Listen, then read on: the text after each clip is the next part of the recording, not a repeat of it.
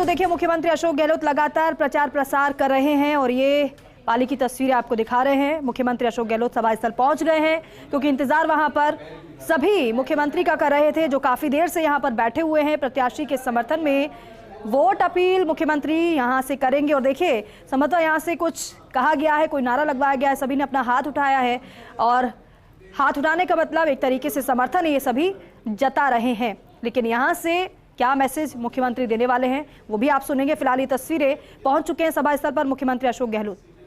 सबसे पहले first India news पर तस्वीरें बद्रीराम जाखड़ के समर्थन में वोटों की अपील मुख्यमंत्री यहां से करने वाले हैं। इसके बाद भी कई कार्यक्रम मुख्यमंत्री के। तो सभी का अभिवादन स्वीकार करते हुए प्रत्याशी बद्रीराम जाखड़, देखिए आप उनको भी मंच पर इन्हीं के समर्थन में अब से थोड़ी देर में मुख्यमंत्री जब संबोधित करेंगे तो बताएंगे कि आखिर क्यों इन्हें चुनना चाहिए। क्योंकि खास तौर पर मौजूदा सरकार अक्सर अपने कामों को लेकर ही लोगों के बीच जाती है, क्योंकि जो सरकार ने कार्य किया है उस कार्य का रिपोर्ट कार्ड बाकायदा जनता के सामने सरकारें पेश करती हैं और बताती हैं कि ये हमने कार्य किए हैं, अब आपकी बारी है और अब जनता की बारी है। जनता के बीच जाना, उन्हें बताना कि आपके लिए हमने ये सारे काम किए हैं, आपके हित में काम किए हैं और आपका हित हमने सोचा है, तो फिर आपका समर्थन हमें चाहिए। और यहां से समर्थन की अपील मुख्यमंत्री करने वाले हैं। इससे पहले भी आपने देखा चुनाव प्रचार लगातार, अच्छा 2 चरणों में अब प्रचार कांग्रेस ने बांट दिया है। पहला दिवाली से पहले और दूसरा दिवाली के बाद में, क्योंकि गारंटी यात्रा का आगाज जयपुर से कांग्रेस ने किया और दिवाली ब्रेक उस पर लग गया, क्योंकि दिवाली के बाद एक बार फिर से वो यात्रा शुरू होगी। संभाग संभाग जाएगी और संभागों में 7 गारंटियों को गिनाया जाएगा। वादा किया गया है 7 गारंटी लेकर जाएगी कांग्रेस और ये कहेगी लोगों से कि इन 7 गारंटियों के दम पर और साथ ही साथ हमने जो कार्य किए उनके दम पर आपके बीच हम पहुंचे हैं।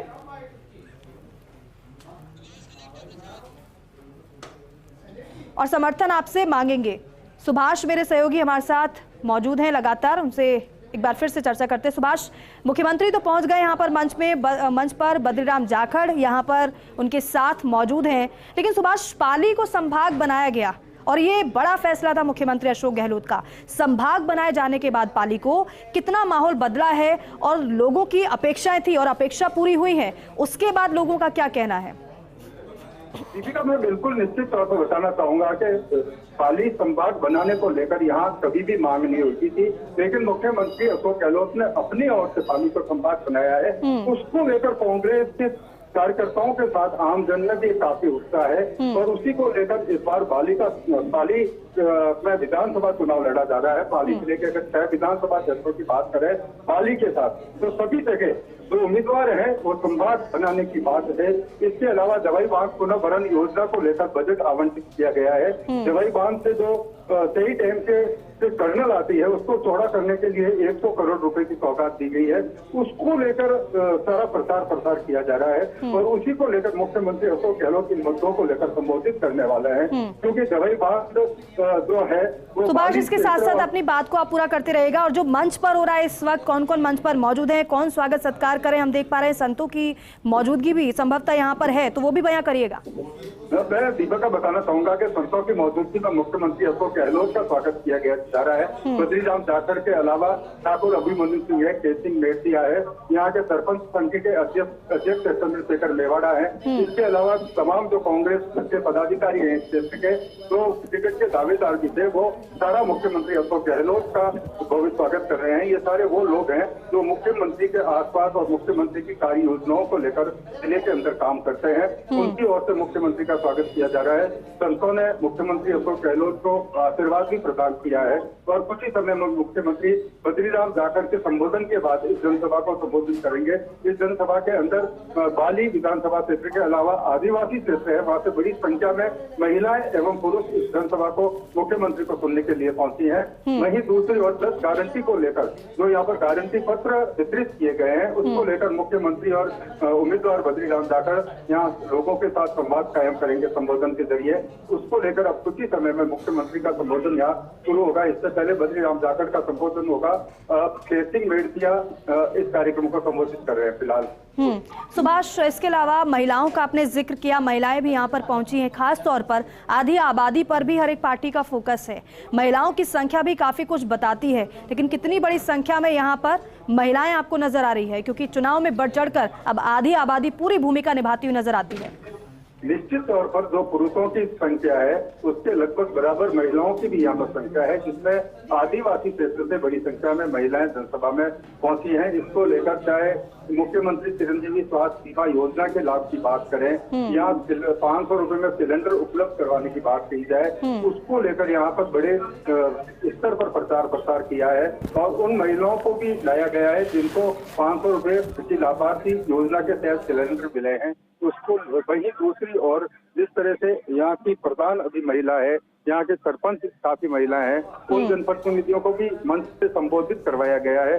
और जो कांग्रेस का प्रचार प्रसार है और जो आज जनसभा है मुख्यमंत्री की, उसमें मुख्यमंत्री के आने के पहले अधिकांश महिलाओं का यहाँ पर संबोधन करवाया गया है।